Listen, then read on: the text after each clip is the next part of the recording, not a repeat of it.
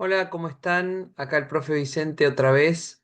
En esta ocasión nos toca hablar de nada menos que de El Martín Fierro, una obra capital de la literatura argentina. Voy a tratar de marcar algunas de las diferencias e innovaciones que presenta el Martín Fierro respecto de el resto de la tradición gauchesca, hablar un poco de las interpretaciones críticas que se han sucedido a lo largo del tiempo y dar algunas claves de lectura de una obra obviamente difícilmente agotable, pero bueno, por lo menos que esto sirva como una introducción y como una orientación a la obra. Así que los invito a acompañarme. Para empezar, si tenemos que decir cuáles son las innovaciones que presenta el Martín Fierro respecto del resto de la tradición de la literatura gauchesca, lo primero que deberíamos decir es que hay un cambio de diálogo a monólogo, como ustedes recordarán en el video anterior, donde hablé de la tradición de la literatura gauchesca. Tanto Hidalgo, como Ascasubi, como Estanislao del Campo, trabajaban mucho sobre la forma del diálogo en la poesía gauchesca, y Hernández es el primer autor de esta tradición que empieza a utilizar el monólogo como una forma de construir el texto. Si bien existe cierta comunicación entre los personajes, lo cierto es que no es un diálogo como el que uno observa, por ejemplo, en el Fausto de Estanislao del Campo, sino que más bien es una sucesión de monólogos donde en todo caso va cambiando la voz del personaje que cuenta o que narra. Principalmente, la mayor parte del texto va a estar a cargo de Martín Fierro en la primera parte, y su protagonismo se va a ir diluyendo en la vuelta de Martín Fierro, escrita y, mejor dicho, publicada 7 años después, en 1879. El otro punto importante para mencionar es el hallazgo de Hernández de la forma estrófica que vamos a llamar sextina, o ser sextina hernandiana, que es esa estrofa que tiene 6 versos octosílabos, que permite una gran condensación de contenido por parte de Hernández y cuya estructura principal está basada en dos elementos que ahora voy a mencionar. Como vemos acá, este es un ejemplo de sextina hernandiana. El esquema de rima tiene un primer verso libre y después 5 versos que están encadenados entre sí con la rima que marqué con B y con C. Entonces, pareciera como que hay un primer verso libre, una cuarteta y un último verso que de alguna manera cierra los versos 2 y 3. Entonces, le da como una mayor sensación de conclusividad a la estrofa. A eso hay que sumar también no solamente esta estructura que deja el primer verso libre y que ata o encadena al resto de los versos a través de la rima, sino también cierto uso de la elipsis que señala muy acertadamente Martínez Estrada entre los 4 primeros versos y los 2 versos finales, y que le da también esa naturaleza proverbial, como dice Julio Schwartzman, al Martín Fierro, que permite que nosotros recordemos muchas veces los dos versos finales con los que concluyen la mayor parte de las estrofas de El Martín Fierro. Sobre todo las estrofas que están en forma de sextina, porque hay que mencionar que no todo el Martín Fierro está en sextina. Hay uso de romance, hay algunas estrofas de 7 versos, hay estrofas de 4, o sea que hay bastante variación, pero la sextina sin duda es la estrofa más fuerte y más importante del poema. Tenemos entonces 2 estrofas acá como ejemplo. Venía la carne con cuero, la sabrosa carbonada, mazamorra bien pisada, los pasteles y el buen vino, pero ha querido el destino que todo aquello acabara. Fíjense la elipsis, el salto que hay entre los 4 primeros versos y los dos siguientes. No me faltaba una huasca, esa ocasión eché el resto, bozal, maniador, cabresto, lazo, bolas y manea, el que hoy tan pobre me vea tal vez no crea todo esto, dice en otra estrofa. Em, Después, las otras cuestiones que tenemos que mencionar como innovaciones tienen que ver con la estructura. Borges y Guerrero, en el estudio que le dedican a Martín Fierro, 1953, dicen que, descontado el accidente del verso, cabría definir al Martín Fierro como una novela que no deja de ser algo, por un lado real, pero también un poco irónico, porque sabemos que no es una novela, a pesar de que efectivamente se publica en el siglo por excelencia de la novela, que es el siglo XIX, y que tiene ciertas características de novela. Así que tal vez siguiendo un poco lo que dice Mikhail Bakhtin, podríamos pensar en todo caso que es un poema novelizado, es decir, un poema que toma características de la novela como género. Algunas de esas características serían, por ejemplo, los giros en la trama o plot twists, como por ejemplo el hecho de que el moreno de la payada de la vuelta sea el hermano del moreno asesinado en la primera parte, y también el hecho de que Cruz sea finalmente el hijo de Picardía y que eso se revele casi al final. También otra característica o rasgo que parece estar tomando Hernández de la novela es la polifonía, la multiplicidad de voces que va a tener el Martín Fierro. Si vamos a la estructura, van a notar ustedes que los discursos en la primera parte son muchos menos, además es bastante más breve, son 13 cantos en total, la mayor parte de ellos con el relato de Fierro, otros con el relato de Cruz y finalmente un canto a cargo de Fierro donde aparece una especie de yo poético, yo lírico o narrador externo que también es gauchesco y que no había aparecido antes y que le sirve a Hernández para introducir la escena en la que Cruz y Fierro se van a la frontera a vivir con los indios. Como habíamos visto en el video anterior, por una cuestión de verosimilitud, como dice Ángel Rama, la gauchesca necesita que siempre la enunciación esté a cargo de un gaucho, sea este un narrador o sea este un personaje del relato, para no quebrar esa especie de verosímil o de realismo que establece el género. La estructura de la vuelta es bastante más compleja, bastante más variada también. Tenemos a Martín Fierro, a su hijo mayor, al hijo segundo, donde se introduce al personaje de Vizcacha, algunos cantos de transición entre medio, la sección de Picardía, que es el hijo de Cruz, la payada entre Fierro y el Moreno, los consejos que Fierro da a sus hijos y finalmente el cierre con 33 cantos de esta segunda parte. Así que en términos de cantidad de cantos y de versos, obviamente la Vuelta de Martín Fierro es mucho más extensa, más compleja en su estructura. En principio, el Martín Fierro como totalidad, así como cuando hablamos del Quijote, unificamos sus dos partes diciendo el Quijote simplemente, lo mismo hacemos con el Martín Fierro, que tiene dos partes, el gaucho Martín Fierro de 1872 y la Vuelta de Martín Fierro de 1879, pero por cuestiones de sencillez decimos el Martín Fierro. Y esta obra en principio parece haber sido escrita con un propósito doble. Por un lado, corregir lo que Hernández entendía que era el desvío de la tradición de la gauchesca, y por otro lado, para criticar las políticas del gobierno nacional que representaba en ese momento, cuando se publica la primera parte, el gobierno de Domingo Faustino Sarmiento. Dice en el prólogo a la primera parte, que es una especie de carta dirigida a un amigo, don José Zoilo Míguez, dice Hernández, quizá la empresa habría sido para mí más fácil y de mejor éxito si solo me hubiera propuesto hacer reír a costa de su ignorancia, o sea, de la del gaucho, como se haya autorizado por el uso en este género de composiciones. Y agrega después,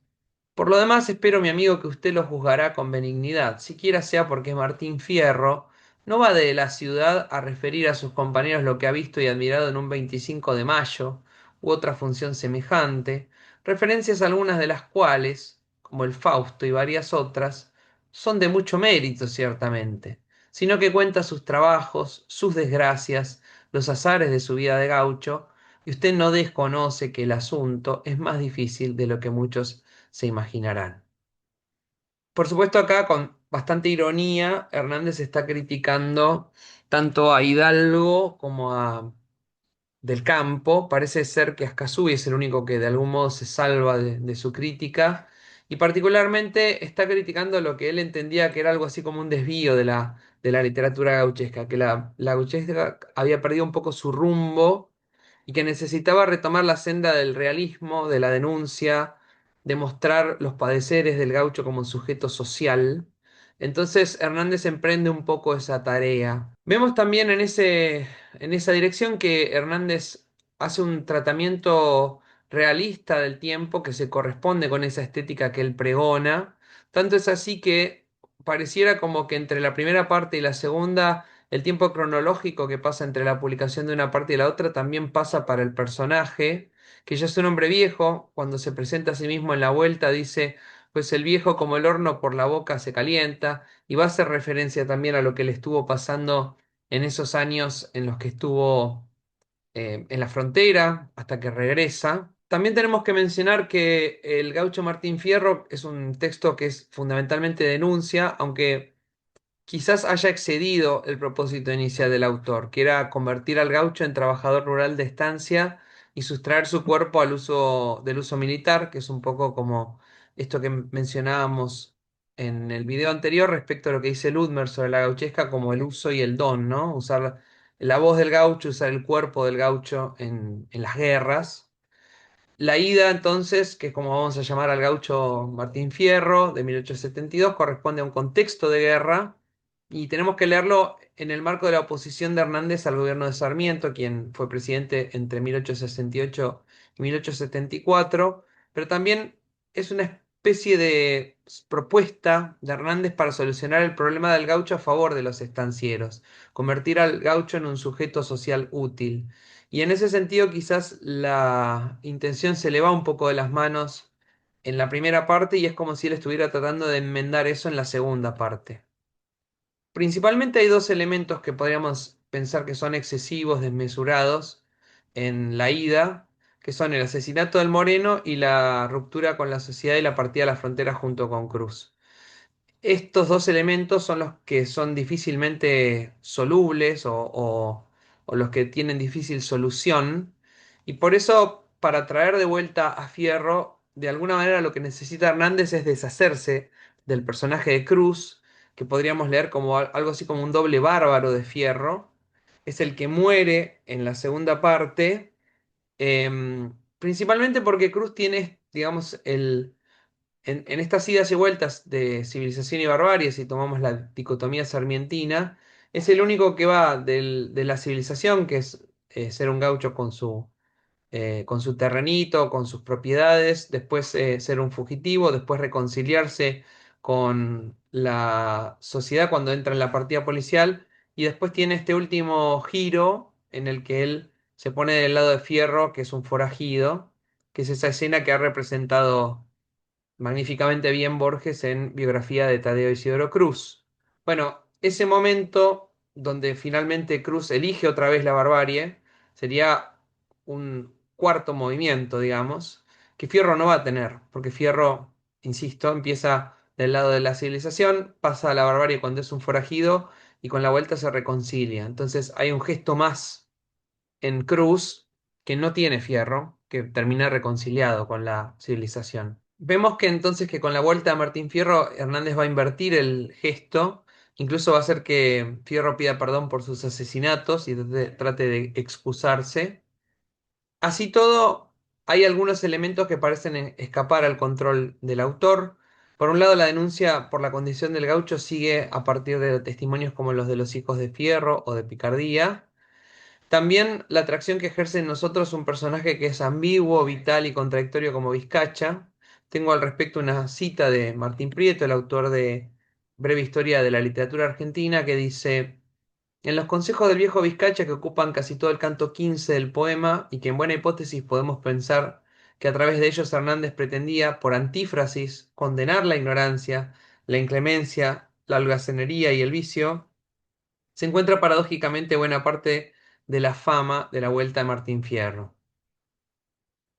En ese hermoso contrarrefanero vibra, como en ningún otro momento del poema, toda la virtud de la perfecta sextina hernandiana, rematada en ese par de versos finales que hoy cualquier argentino, lector o no de la Vuelta de Martín Fierro, repite casi de memoria. Y acá hay una serie de ejemplos. Jamás llegues a parar a donde veas perros flacos. El diablo sabe por diablo, pero más sabe por viejo. Pues siempre es bueno tener palenque ande ir a rascarse. Vaca que cambia querencia se atrasa en la aparición. Cada lechón en su teta es el modo de mamar y al que nace barrigón es al nido que lo fajen. Entonces, de la asociación de iguales y la exaltación de la libertad que en la primera parte se vuelve a la familia y al mundo del trabajo rural en la vuelta. También es importante notar que el duelo de cuchillos de la primera parte se convierte en un duelo verbal de guitarras en la vuelta. hay una tendencia de lo bárbaro a lo civilizado en el Martín Fierro, que a mí me recuerda un poco a cómo se resuelve el poema de Mío Cid, ¿no? Que empieza, digamos, con una afrenta y que termina con un juicio, entonces también va de lo bárbaro a lo civilizado. Y Julio Schwartzman también va a señalar en un artículo muy bueno que está en el libro Microcrítica, que se llama El gaucho letrado, que en definitiva Fierro hace trampa para ganar la payada, porque después de que él se sabe que el Moreno no sabe leer ni escribir, le pide que hable sobre los meses que traen R, que es algo que el Moreno nunca va a poder detallar. Entonces, paradójicamente, a pesar de haber hecho durante todo el libro una oposición entre letrado y cantor, Fierro va a utilizar las armas del letrado para vencer al Moreno. Vamos a ver también que en el fin, el cuento de Borges, el gran autor argentino va a intentar restituirle la barbarie al final del Martín Fierro, haciendo que el Moreno y Fierro se peleen a cuchillo como deberían haber hecho, o como Borges entiende que deberían haber hecho en la vuelta. Algunos rasgos interesantes de la Vuelta a Martín Fierro que quiero mencionar son una puesta en abismo que hay entre la primera y la segunda parte, un poco como sucede en El Quijote, donde vemos que los personajes de la segunda parte del Quijote están leyendo un libro que es El ingenioso Hidalgo Don Quijote de la Mancha, y también acceden al Quijote de Avellaneda, el libro apócrifo.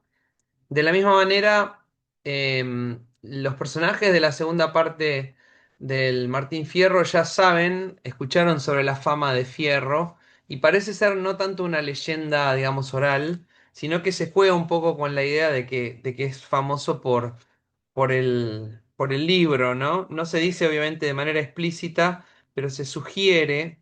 quiero leerles los versos, dice en esa parte. Cuando me oyeron nombrar, dice, no faltaba, ya se entiende, en aquel gauchaje inmenso, muchos que ya conocían la historia de Martín Fierro. Y allí estaban los muchachos cuidando unos parejeros. Cuando me oyeron nombrar, se vinieron al momento, diciéndome quiénes eran, aunque no me conocieron, porque venía muy ahindiao y me encontraban muy viejo. Bueno, ahí pareciera como que estás jugando con esa referencia como metatextual, ¿no? Los personajes reconociendo a Fierro por el libro anterior. Después, me gusta a mí mucho la lectura que hace Martínez Estrada en Muerte y Transfiguración del Martín Fierro, un libro muy clásico, donde lee el canto 12, que es el del hijo mayor de Martín Fierro, que se llama La Penitenciaría, y lo lee en clave kafkiana, ¿no? Como un personaje sometido al peso de la ley, algo que después vamos a ver que reelabora Oscar Fariña cuando escribe El Guacho Martín Fierro, porque la frontera para Fariña es justamente la cárcel, el ámbito tumbero. Y después creo que es interesante, retomando un poco la tradición que mencionábamos antes, cuánto se toma de la novela picaresca, sobre todo en el personaje de Picardía, cuyo nombre obviamente es una clave de lectura, por elementos como lo tragicómico, la orfandad y el relato autobiográfico. Entonces, si bien la Vuelta a Martín Fierro se puede leer como un intento de corregir o de suavizar el potencial subversivo de la ida, podríamos pensar, como lo dice David Viñas en Literatura Argentina y Política, su reelaboración de los noventas del clásico del 64, que algunos elementos de la Vuelta a Martín Fierro ya estaban latentes en la primera parte y que no hubo un cambio real en Hernández a nivel ideológico. Tenemos que recordar que la primera parte del Martín Fierro, cuando se publica en un cuadernillo o folleto, ya tenía un artículo sobre el camino trasandino que básicamente pregonaba los beneficios de instalar una red de ferrocarriles que de algún modo también indicaría como el avance civilizatorio sobre la Pampa que conlleva la desaparición del gaucho, y también la referencia al patrón que presenta antes de la leva, Fierro, como una edad de oro idealizada y estática, premoderna y casi feudal, como dice Carlos Gamerro. Dice Gamerro, el gaucho canta el sueño, la instrucción del estanciero. El Estado y sus leyes están de más, mis gauchos y yo nos bastamos solos. Y agrega Gamerro, el dilema entonces no puede reducirse a Facundo o Martín Fierro, pues el poema también está dividido contra sí mismo. Apenas intentamos asirla, la dicotomía se bifurca en otras, como Facundo o la ida de Martín Fierro, y aún la ida o la vuelta de Martín Fierro. Así como hay un doblez en la lectura de Borges, también lo encontraremos en el poema de Hernández, que no puede encajarse sin más en uno de los polos de la dicotomía sarmientina. De hecho, fue escrito para contestar esa dicotomía, para sugerir que el progreso y la civilización eran compatibles con la supervivencia del gaucho y su modo de vida, dice Gamer. Entonces, para continuar con algo que también va a señalar Gamerro respecto de la omisión de la sexualidad, en la Gauchesca en general y en el Martín Fierro en particular, él dice que la sexualidad está ausente en el personaje del gaucho y por ende recae fundamentalmente en los indígenas, es decir, la sexualidad se pone del lado de de la barbarie. Esto que en principio es un rasgo que celebran tanto Martínez Estrada y Borges, va a ser eventualmente subvertido por las reescrituras de Martín Fierro que abundan en elementos sexuales como el guacho Martín Fierro de Fariña, el amor de Martín Coan o las aventuras de la China Iron de Gabriela Cabezón Cámara. En principio, podemos pensar en dos finales para el Martín Fierro. Un final feliz que sería a partir del reencuentro de Fierro con algunos de sus hijos y con el hijo de Cruz, sumado con el hecho de que Fierro ha cambiado y se ha reconciliado con la civilización blanca. Yo escribo ahí algunos de sus hijos porque lo cierto es que nunca sabemos con certeza cuántos hijos tiene Fierro. Sabemos que no son solo dos, que hay algunos de sus hijos que él no ha reencontrado, por lo tanto son tres o más, pero no tenemos la certeza de cuántos son. Y por otro lado tenemos un final que podríamos leer como más ambiguo y amargo, que es cuando los personajes se cambian de nombre debido a un secreto, se separan y se dispersan a los cuatro vientos. Quiero cerrar entonces con una interpretación que hacen Gramulio y Sarlo en un cuadernillo que publicó en su momento en Centro Editor de América Latina, que dice lo siguiente. Se podrá arguir que en la ida Martín Fierro rompe su guitarra y parte al desierto, mientras que en la vuelta regresa y retoma el canto. Que en la ida se presenta la soledad del cantor únicamente interrumpida por la presencia de Cruz, y en la vuelta el agrupamiento, encuentro con los hijos, con Picardía, con el Moreno, con un público en la pulpería. Pero lo definitivo es que ambas cosas, regreso y compañía, no perdurarán. Nueva partida, nueva separación, cambio de nombres y ni siquiera la posibilidad de optar por la adhesión a un mundo al que se teme, el de los indios, como gesto de repudio frente al mundo que se rechaza. Anónimos y perdidos en su propia tierra, los personajes, en el desolado final de la vuelta, ponen de manifiesto no tanto la inexistencia de un cambio, dice el verso, pero cuanto saqué en limpio fue que estábamos lo mismo, sino la imposibilidad concreta de integrarse en el proyecto de conformación del país. Es así como la historia, la peripecia, desmiente las vacilaciones del nivel discursivo, confirma la denuncia sobre el destino del gaucho y sobre todo subraya la continuidad del pensamiento de Hernández en este aspecto. Interpretan Cramulio y Sarlo. Bueno, esto es lo que tengo para decir sobre Martín Fierro. Espero que les haya servido el video y si les gustó este video, los invito a que le pongan me gusta, a que se suscriban al canal y bueno, nos vemos la próxima. Hasta luego.